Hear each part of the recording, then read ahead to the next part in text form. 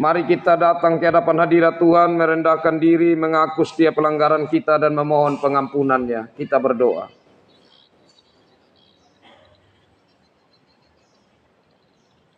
Saat ini Tuhan, kami datang ke hadapan hadirat-Mu. Kami menyadari akan diri kami ini Tuhan. Khususnya dalam 6 hari yang Tuhan izinkan bagi kami untuk melakukan berbagai aktivitas kami, menjalani kehidupan kami. Ada begitu banyak hal yang kami ingat, bahkan yang tidak kami ingat. Akan sikap hidup kami yang tidak berkenan di hadapan hadirat-Mu. Dan kami mengakui di hadapan hadirat-Mu ya Tuhan, Allah yang melihat hari-hari hidup kami, Allah yang melihat setiap perbuatan kami, bahkan isi hati kami yang terdalam. Di hadapan hadirat-Mu saat ini ya Tuhan, kami mengakui semua pelanggaran kami. Apa-apa yang kami lakukan, baik itu dalam rumah tangga kami, antara suami istri, atau antara orang tua dengan anak-anak orang tua. Tuhan, tidak ada yang tersembunyi di hadapan hadirat-Mu.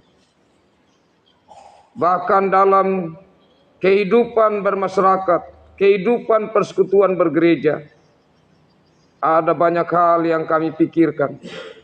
Ada banyak hal yang kami lakukan yang tidak berkenan di hadapan hadirat Tuhan. Saat ini ya Tuhan, kami mengakui semua di hadapan hadirat-Mu. Dan dalam perendahan diri kami saat ini Tuhan, kami mohon pengampunan Tuhan atas kami. Kami mohon Tuhan membersihkan kami dari segala pelanggaran kami. Sehingga saat ini kami layak menghadap hadirat-Mu ya Allah yang Maha Kudus dan Suci. Kami layak untuk menyembah Dikau dan menerima berkat dari-Mu. Inilah kami ya Tuhan, yang datang memohon pengampunan dari-Mu. Dalam Yesus Kristus, Tuhan dan penebus kami, kami berdoa kepada Bapa di sorga. Amin. Kekasih-kekasih Tuhan, mari kita menyanyi bersama Kidung Jemaat 42. Moiri namu kima, Yehu namu kima, moiri namu kima nyama. Moiri namu kima, Yehu namu kima, Moiri namu kima nyama.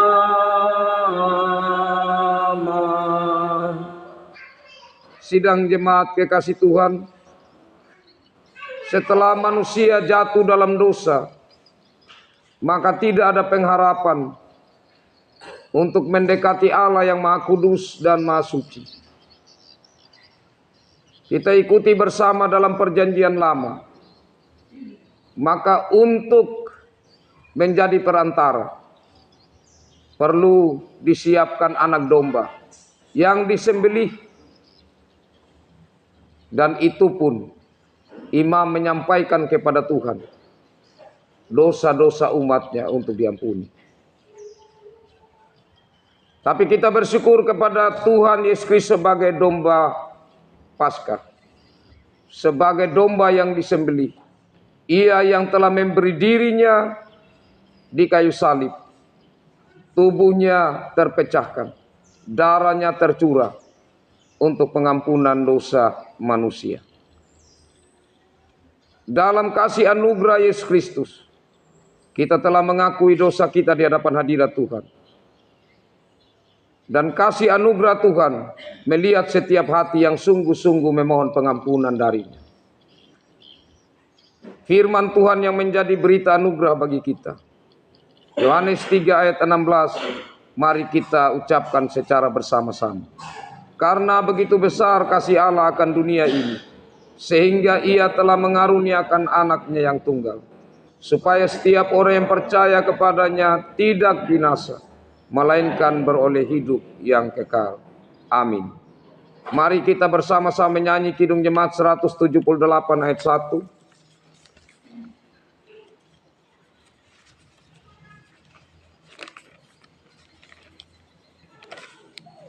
Kidung Jemaat 178 ayat 1, karena kasih-Nya padaku, dan kata-kata selanjutnya.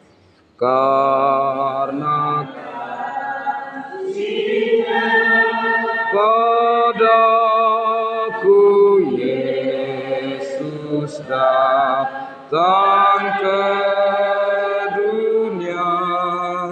Ia telah memberi hidupnya gantiku yang bercela.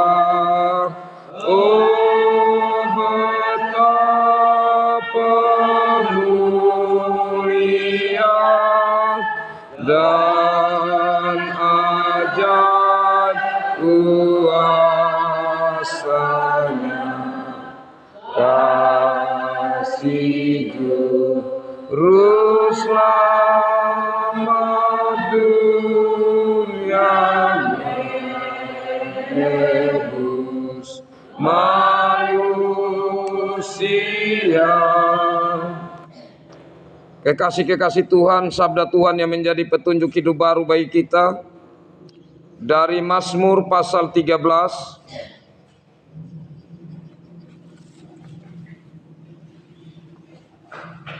Mazmur pasal 13 ayat 2 sampai ayat 6.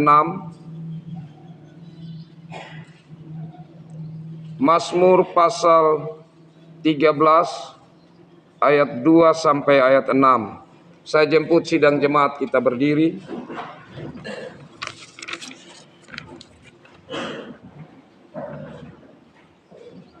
Saya mengajak kita membaca berbalasan firman Tuhan ini.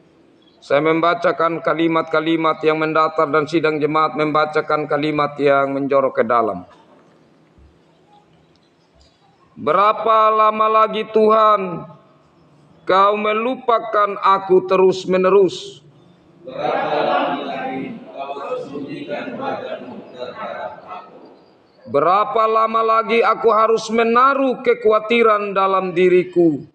Dan bersedia hati sepanjang hari. Berapa lama lagi musuh-musuhku menyingkirkan diri?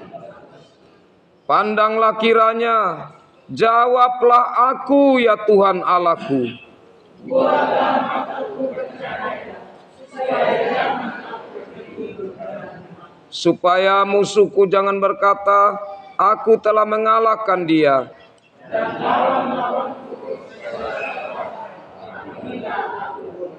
Tetapi aku, kepada kasih setiamu, aku percaya.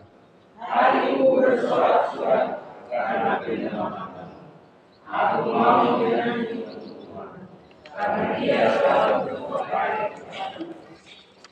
Demikian petunjuk hidup baru ini, yang di dalamnya mengajak saya dan saudara untuk kita mendoakan siapapun yang mungkin memusuhi kita, atau yang dalam hati kita merasa memiliki ada musuh. Maka lewat firman Tuhan ini mengajak saya dan saudara untuk membawa di dalam doa. Kekasih-kekasih Tuhan, mari kita menyanyi bersama Kidung Jemaat 339 ayat 1. Kidung Jemaat 339.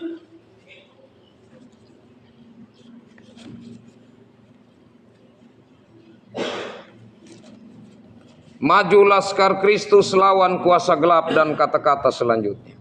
Maju laskar Kristus lawan kuasa gelap, ikut salib Yesus sungguh dan tetap. Rajamu sendiri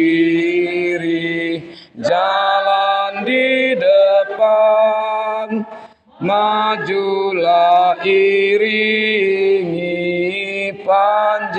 cemerlang, maju laskar Kristus, lawan kuasa gelap. Ikut salib Yesus, sungguh dan kekal. Silakan duduk.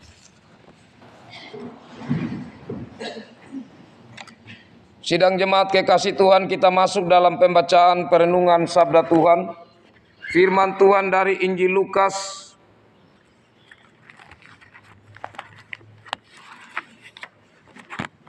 Lukas pasal 6 ayat 27 sampai 36.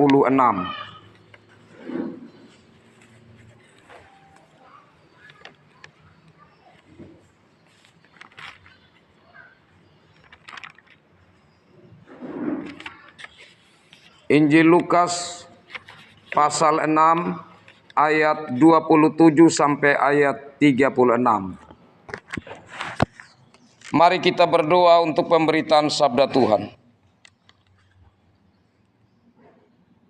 Ya Allah Bapa di sorga, saat ini dalam kesempatan indah yang kembali Tuhan berikan bagi kami dalam ibadah minggu ini di sini. Kembali kami akan mendengar merenungkan firman Tuhan sebagai pusat dari ibadah ini.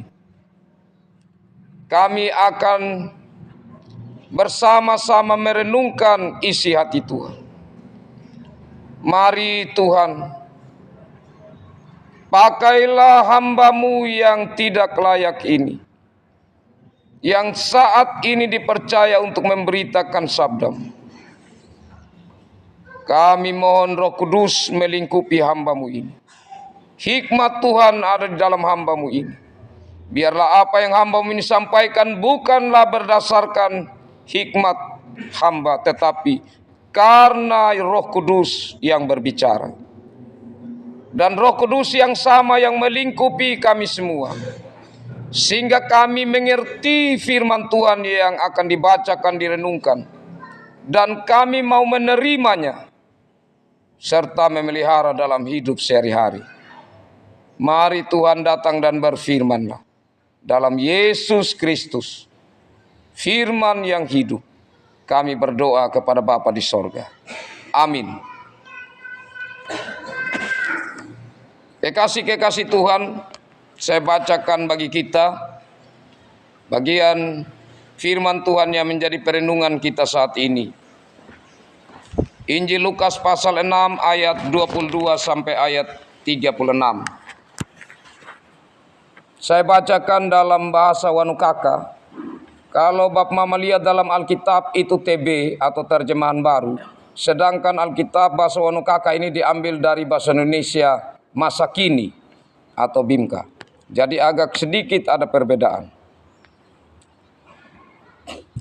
Panamung tageam. Yanyi minamrangwa kupanoumi. Munamu hat tageam. Yakam wolu ya nama kalung tatou nama huka guat. Kareyai Allah kana pamarinya natou nama yurau. Yakamu habayanya natou nama irak laio. Agera kayaka nama kababagunya na papa mulaleimu. Pakimatjelanya na papa mulawanam. Agera kayaka nama pamarigunya na kuapi pakulum. Wa yelamnya na kuapim. Agera kayaka nama kareigunya gananya nama engum. Wa kadinya. Yaka agera kayaka nama parima guja. Abi karei pali maha. Wolu ya nama kalung tato hawangu. Gananya nah kabu atim kana wolu jelananya. Kana wolu jela ya layo. Ati di yaka haka datou dama patekanya napanamumu lahinyimi napanamumi. Abimi pengadang hi ala anapamari malalagunya nahwolum. Datou dama jala jela aya dapanamung tatou dama namuha.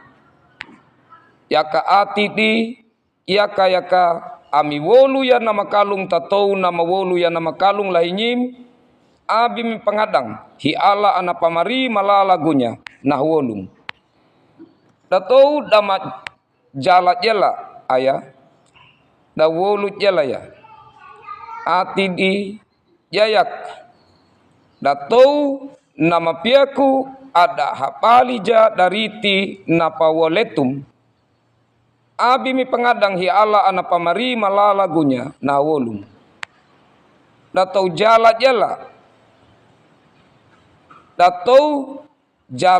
aya da woletuja riti da oli tau jala da manga hidda karei paliha nampak dening tau yana nyimi panamunguhan atau ge ami ya kami wolu nama kalung lahidut nyimi mi woletungu ya ka abi pangada dija ami kolip alija atau non kanaka napatagumi enga pakuluna ya ka enga jajimi ananahi ala namarihi jaga hi ala na kalung atina tatou waiki wuka damawinanya yaka tatou nama irak nonam nyimi paawi panamungu ya tongu na amami ana paawi panamungu. Demikian kekasih Tuhan, bagian sabda Tuhan. Minta maaf kalau aksen saya kurang bagus, tapi kiranya dapat ditangkap apalagi bagi Bapak Mama yang sekaligus melihat Alkitab. Saya percaya bahwa intinya ditangkap dari bagian firman Tuhan ini. Berbahagialah kita yang senantiasa rindu mendengar, merenungkan dan melakukan sabda Tuhan dalam hidup kita. Shalom. Kekasih Tuhan, sepanjang dari bulan Januari kalau Bapak Mama yang rajin gereja ikuti, sampai bulan Februari bahkan akhir Februari, itu kita pakai semua dalam Injil Lukas. Salah satu tujuannya selain memberitakan sabda Tuhan, tetapi juga menyampaikan firman Tuhan dalam bahasa Wanokaka. Karena untuk Injil Lukas sudah selesai untuk firman Tuhan dalam bahasa Wanokaka. Nah, kekasih Tuhan, adapun dalam firman Tuhan, khususnya di bulan Februari, kalau Bapak Mama ikuti dari tanggal 2, tanggal 9 dan seterusnya nanti, itu dia berkesinambungan. Bahkan dari yang sebelumnya atau di bulan Januari. Kalau kita ingat firman Tuhan yang lalu, itu berbicara tentang Lewi, pemungut cukai. Lewi pemungut cukai ini, kalau pemungut cukai sedikit saya segarkan kepada kita. Apa yang kita sudah renungkan yang lalu. Itu adalah orang Israel yang bekerja sebagai tukang pajak di pemerintah Romawi yang menjajah. Jadi kalau seperti orang Jawa jajah kita di Wanokaka, kita orang Wanokaka ada yang menjadi tukang pajaknya orang Jawa. Jadi orang yang menjadi atau menjabat sebagai tagu ketiku yang tukang pajak, pemungut cukai sangat tidak disenangi. Pertama karena mereka sudah jelas-jelas nampak berpihak kepada penjajah. Yang kedua, dan ini yang paling bikin tidak senang, karena mereka sering korupsi, tagih lebih dan untuk kepentingan mereka. Jadi Lewi yang bernama Matius, sang pemungut cukai yang dipanggil Tuhan Yesus, itu adalah orang yang kalau secara hidup ekonomi tidak masalah. Karena tukang pajak ini, dia hidup baik sekali. Dan saat Yesus panggil dia tinggalkan pekerjaan yang punya masa depan. Terlepas dari pekerjaan yang kotor ya. Tetapi dia punya jaminan masa depan. Karena lewat pekerjaan itu dia bisa kasih makan istri anaknya. Sekarang Tuhan Yesus panggil dia, jaminannya apa? Tapi kenapa dia mau tetap ikut Yesus? Itu pertanyaan pentingnya. Kenapa si pemungut cukai berani meninggalkan pekerjaannya dan mau mengikuti Yesus yang tidak jelas apa yang akan dia dapatkan ke depan? Itu menurut pandangan orang banyak. Tetapi kenapa Lewi ini mau memutuskan meninggalkan pekerjaannya dan mau mengikut Yesus? Karena dia telah mendapatkan satu pegangan hidup. Dia telah mendapatkan pegangan hidup. Kenapa dia bisa tahu dia dapatkan pegangan hidup? Karena Roh Kudus yang bekerja dalam dirinya. Yesus berkuasa memanggil seseorang dan seseorang itu merasakan bahwa panggilan itu sangat luar biasa. Bahwa di dalam Yesus dia punya pegangan hidup, jaminan hidup. Dari bagian firman Tuhan ini yang pertama direnungkan adalah inisiatif atau yang lebih dahulu untuk membuat manusia bisa bertobat, untuk manusia bisa datang kepada Tuhan, itu bukan karena manusia itu sendiri. Tapi pertama-tama adalah Tuhan yang memanggil, Roh Kudus yang menggerakkan seseorang. Itu prinsipnya. Yang kedua, kekasih-kekasih Tuhan. Kesadaran akan hidup dalam Yesus akan membuat seseorang bersyukur. Dan Lewi ini membuat sebuah pesta untuk Yesus. Dia mengundang orang-orang untuk makan minum bersama dia. Di situ apakah pesta itu sekedar ungkapan syukur karena dia telah menjadi milik Yesus? Tidak. Tetapi karena di situ dia juga mau bersaksi.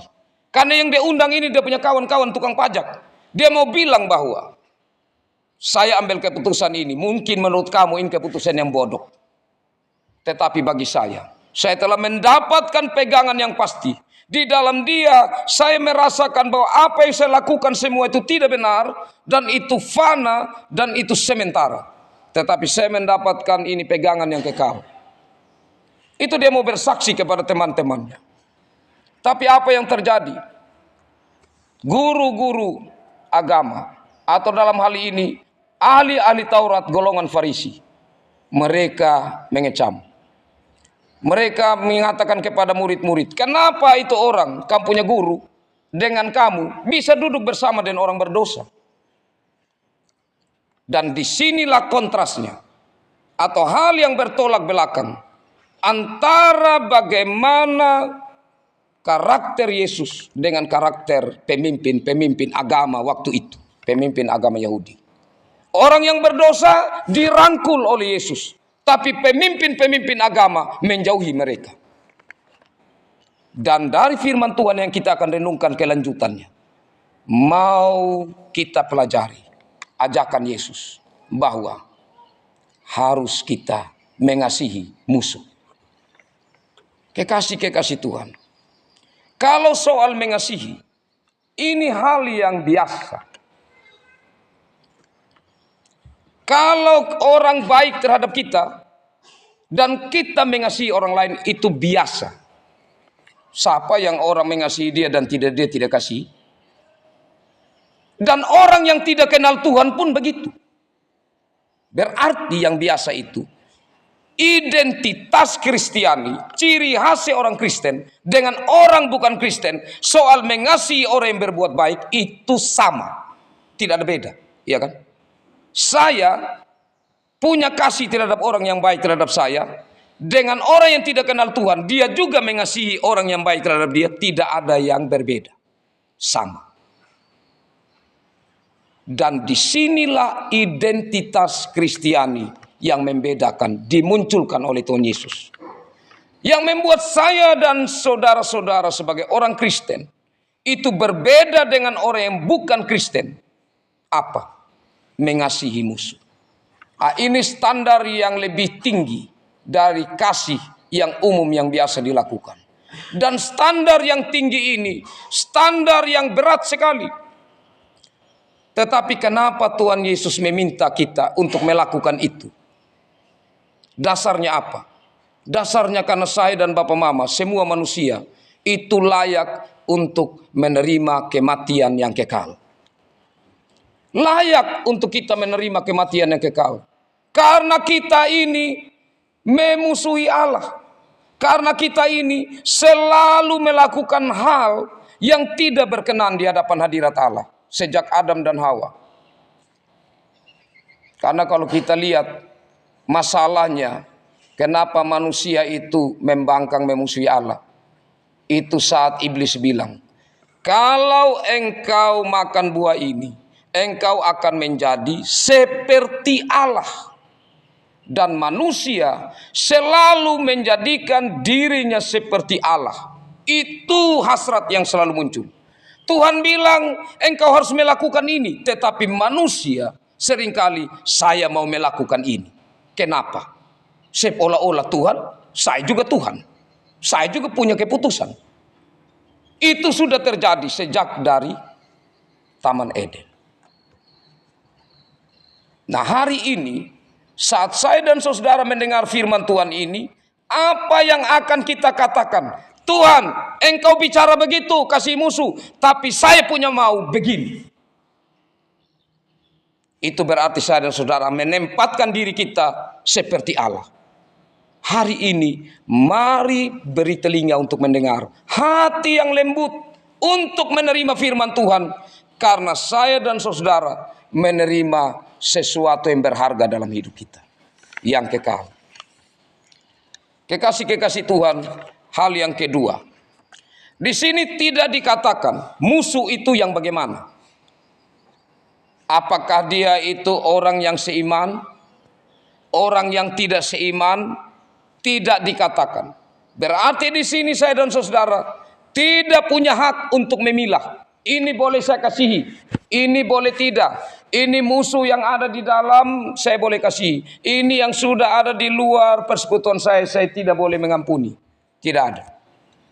Tidak disebutkan di sini siapa. Kedua, tidak disebutkan di sini musuh yang berhubungan dengan masalah kecil atau besar. Ini masalah kecil. Terima kasih Tuhan firman mengingatkan saya ampuni dia, saya kasihi dia. Tapi ini masalahnya besar. Tidak ada pembedaan di situ. Yang berikut kekasih-kekasih Tuhan. Ada yang bertolak belakang, ada yang kontras yang Tuhan Yesus mau sampaikan. Untuk apa kebiasaan yang terjadi waktu itu tentang mengasihi musuh? Mintalah berkat kepada orang yang mengutuk kamu. Bertolak belakang. Kalau orang kutuk, yang saya harus lakukan, kutuk sama dia juga. Iya kan? Tapi dikatakan ini firman Tuhan, kalau orang kutuk, ucapkan kata berkat. Itu sulit Bapak. Sulit. Bagaimana mungkin orang kutuk sama saya? Saya bilang, semoga Tuhan memberkatimu. Semoga engkau kembali di jalan yang benar. Sulit. Tapi ini firman mengatakan, untuk engkau menunjukkan bahwa engkau orang Kristen, identitas berdosa dengan orang lain, ini adalah kuncinya. Yang kedua yang bertolak belakang, berdoalah bagi orang yang mencaci kamu. Wah, susah. Bolehlah Tuhan saya berdoa, tapi berdoa supaya dia celaka yang ada. Bukan berdoa supaya dia baik-baik. Ini dikatakan berdoalah bagi orang yang mencaci kamu. Berdoalah supaya Tuhan tetap memberkati dia. Sulit Bapak Mama. Tapi firman Tuhan memang mengatakan ini. Barang siapa, ini hukum Hammurabi. Kalau Bapak Mama cari di internet atau baca tentang hukum sebelum firman Tuhan ada ini. Ada hukum-hukum dulu yang itu juga dipakai pada akhirnya di awal-awal bangsa Israel. Mulai terbentuk sebagai sebuah kerajaan. Jadi hukum itu mata ganti mata, gigi ganti gigi. Siapa yang menampar pipimu yang satu, kalau hukum yang biasanya, jadi hukum yang biasa itu, kalau siapa tampar pipimu yang satu, maka engkau juga tampar dia punya pipi. Kalau ada yang pukul sampai gigimu patah, kau juga harus pukul sampai giginya patah. Itu hukum mata ganti mata, gigi ganti gigi. Tetapi ini Bapak Mama kita melihat satu prinsip kasih yang belum pernah muncul. Satu prinsip kasih yang belum pernah muncul. Dan ini hanya ada di kekristenan. Dan ini hanya ada bagi kita, orang yang percaya kepada Kristus. Barang siapa menampar pipimu yang satu, berikanlah juga kepadanya pipimu yang lain. Atau dalam bahasa orang kakak tadi, kalau pipi kirimu ditampar, engkau juga sorong kau punya pipi yang kanan. Woi, tapi jangan terjemahkan lurus Bapak Mama, tidak mungkin itu. Barang siapa mengambil jubahmu, biarkanlah juga ia mengambil baju. Jadi tentang kuapi bakul macam yang saya pakai begini. Orang bangsa Israel itu mereka ada baju besar dan di dalamnya ada baju biasa.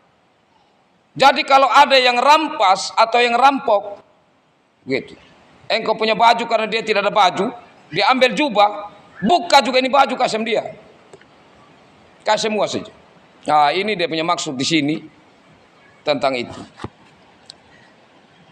Berilah kepada setiap orang yang meminta kepadamu dan jangan meminta kembali kepada orang yang mengambil kepunyaan. Yang ini yang bertolak belakang juga. Kalau yang tadi kalau baju orang rampas, yang ada kita pukul itu orang. Mana kita mau kasih lagi yang lain? Kalau ada sesuatu yang kita kasih di orang karena orang pinjam, yang ada kita ingat terus. Itu yang terjadi. Bahkan dalam budaya kita hal biasa kan. Saya bantu engkau hari ini, nanti kau bantu. Kalau tidak bantu kita kacau. Itu hukum. Tapi di sini berbeda. Berarti tingkatan yang Yesus mau kasih lebih dari apa yang kita lakukan selama. Bahkan budaya yang sudah berakar.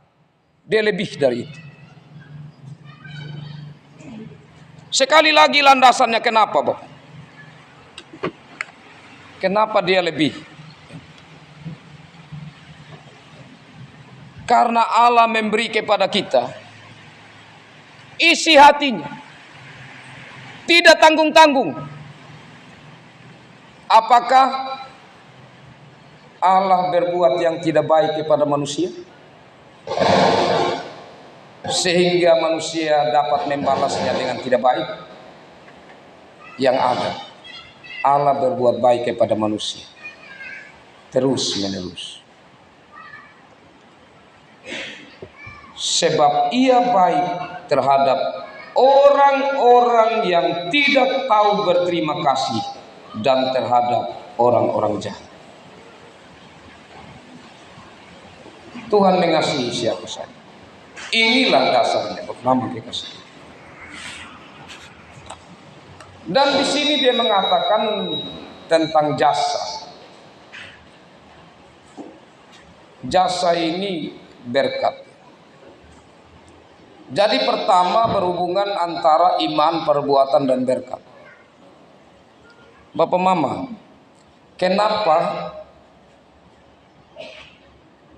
Kain tidak diterima persembahan?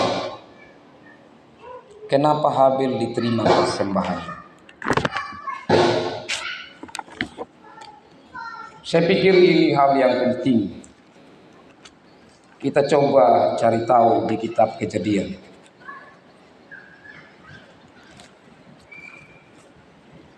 Tentang Kain dan Habel.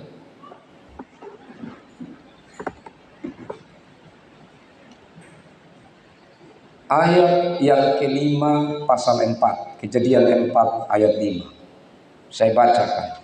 Tetapi Kain dan korban persembahannya tidak diindahkannya. Lalu hati Kain menjadi sangat panas dan mukanya muram. Kalau pasal ayat 4, Habel juga mempersembahkan korban persembahan dari anak sulung kambing dombanya yakni lemak-lemaknya. Maka Tuhan mengindahkan Habel dan korban persembahan.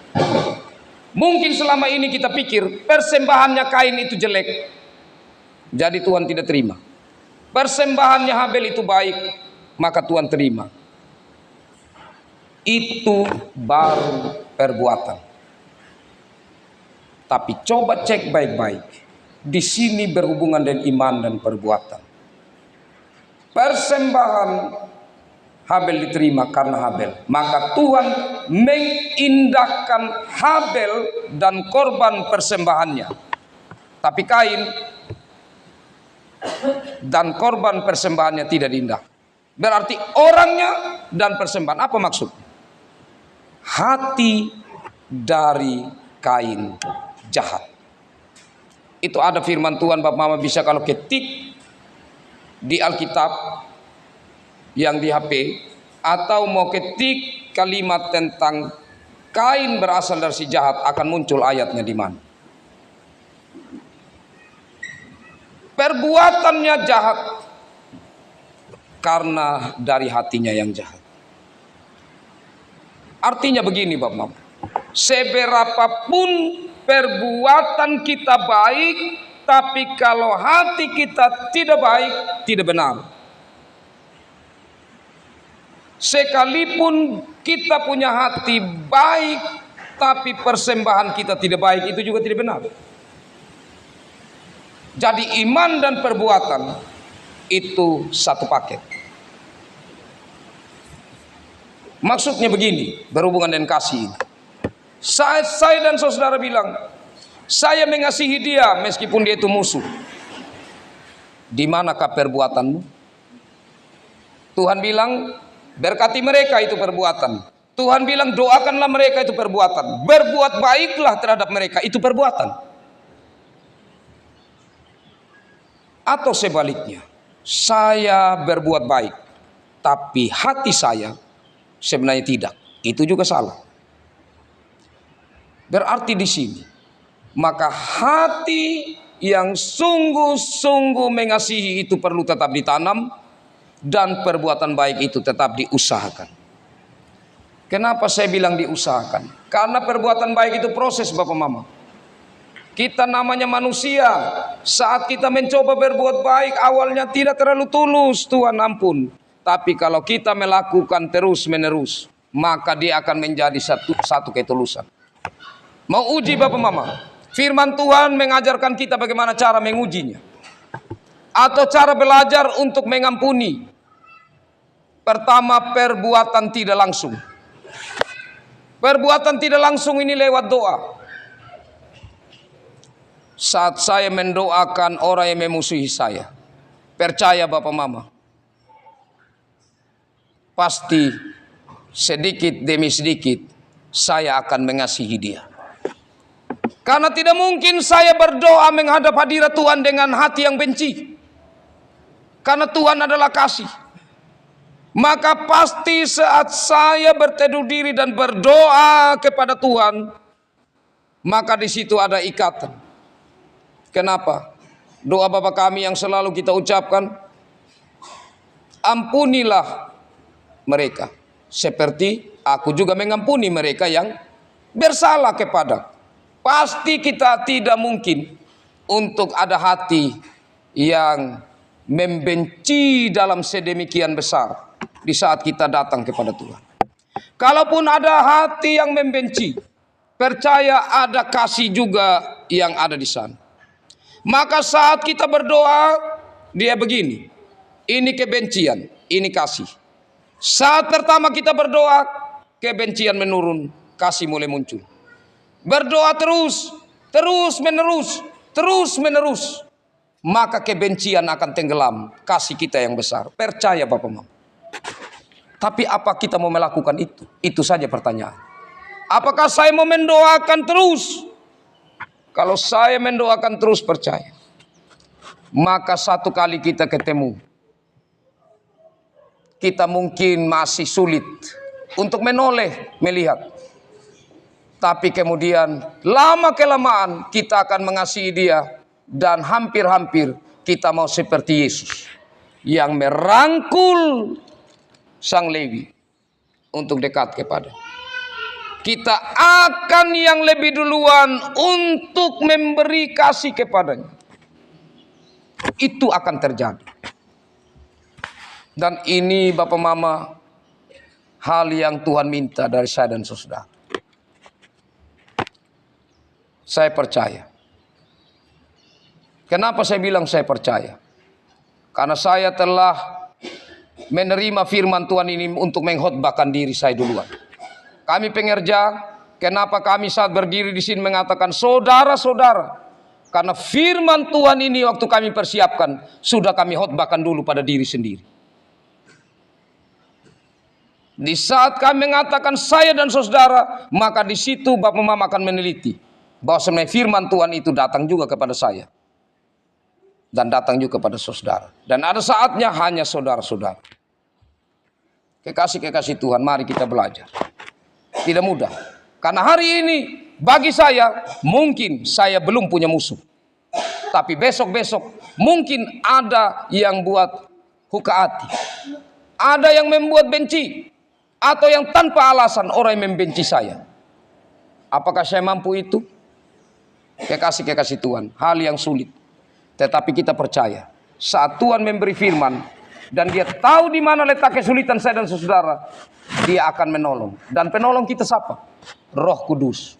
Roh Kudus yang akan menolong. Bahkan firman Tuhan mengatakan, saat saya dan saudara tidak mampu berkata-kata dalam doa, Roh Kudus yang akan membantu menyampaikan kepada Bapa. Roh Kudus yang akan membantu saya dan saudara untuk berdoa. Kita berpegang pada firman Tuhan itu. Kekasih-kekasih Tuhan, apa yang saya katakan saat ini bukan lagi menjadi rahasia yang kecil, rahasia rumah tangga, rahasia lingkup kecil. Tapi apa yang terjadi di cabang Tupopu ini, kalau kita melihat, kita membutuhkan saling mendoakan. Kita membutuhkan untuk supaya kita melihat apa yang harus kita bangun bersama. Kekasih-kekasih Tuhan, saya berat juga menyampaikan ini. Tapi sebagai gembala Tuhan yang Tuhan panggil di tengah-tengah jemaat Ukmada, maka lewat firman Tuhan ini, saya menyerukan. Tidak lama lagi, cabang Tupopu ini akan memperingati hari ulang tahunnya. Berdirinya cabang Tupopu ini tanggal 2 Maret. Bapak Mama, tidak gampang. Ibu guru Injil ini, kalau kami bertemu pelayan, sering menangis. Bahwa pendeta, saya kira-kira cara bagaimana. Jadi kami hanya terus mendoakan. Terus mendoakan. Tapi lewat firman Tuhan ini, Bapak Mama, kita semua harus mendoakan. Saling mendoakan satu dan yang lainnya. Kita tidak tahu cara yang Tuhan pakai seperti apa. Tapi saya percaya bahwa Tuhan punya banyak cara. Yang penting kita buka diri. Hidup bersama dalam ikatan persekutuan kasih itu hal yang sangat indah. Karena gambaran itu, gambaran sorga yang saya dan saudara sedang ciptakan di bumi ini. Tuhan sumber kasih, yang dalam Yesus Kristus telah menyatakan kasih yang tertinggi, yang tubuhnya dipecahkan, darahnya tercurah, yang sebentar lagi kita akan makan, minum, renungkan bersama. Memberkati saya dan saudara dan memberkati firman-Nya untuk kita semua. Amin.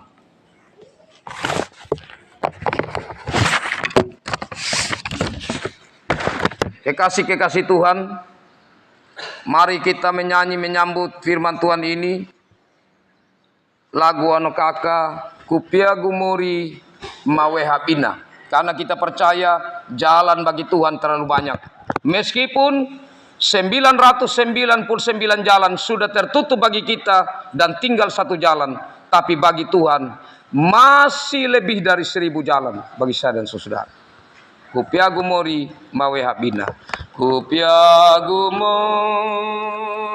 Mawe Habina. Kupia Gumori Mawe Habina. Daku kerino dinya. Napata pinutana kupia gumori mawea bina. Sidang jemaat kekasih Tuhan, kita akan masuk dalam perjamuan kudus dan melandasinya. Saya mengajak kita untuk kita menyatakan pengakuan iman percaya kita. Saya jemput kita berdiri. Marilah bersama-sama dan semua orang percaya di segala tempat dan waktu. Kita menyatakan pengakuan iman percaya kita lewat pengakuan iman rasuli. Dengan kita berkata, aku percaya kepada Allah, Bapa yang Maha Kuasa, Khalik langit dan bumi, dan kepada Yesus Kristus, anaknya yang tunggal, Tuhan kita, yang dikandung daripada Roh Kudus, lahir dari anak darah Maria, yang menderita di bawah pemerintahan Pontius Pilatus, disalibkan, mati dan dikuburkan, turun ke dalam kerajaan maut. Pada hari yang ketiga, bangkit pula dari antara orang mati, naik ke sorga, duduk di sebelah kanan Allah, Bapa yang Maha Kuasa, dan akan datang dari sana untuk menghakimi orang yang hidup dan yang mati.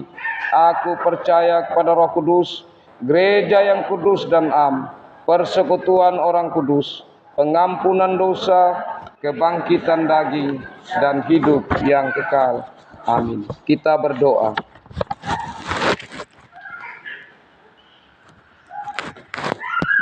Ya Allah yang Maha Kuasa, Allah yang abadi, kami mengucap syukur kepadamu karena Kristus Tuhan kami telah menjadi sama dengan manusia, telah merendahkan dirinya sampai mati, bahkan sampai mati di kayu salib.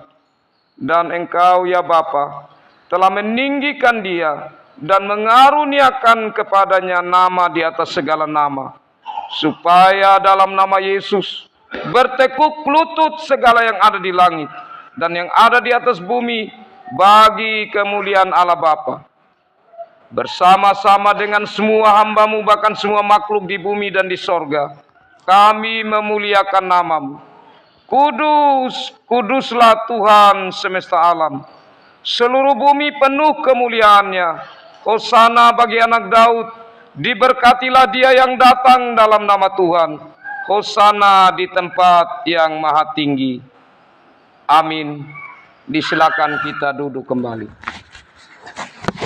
Saya ajak kita bersama-sama menyanyi Kidung Jemaat 144. Kidung Jemaat 144 bagian B.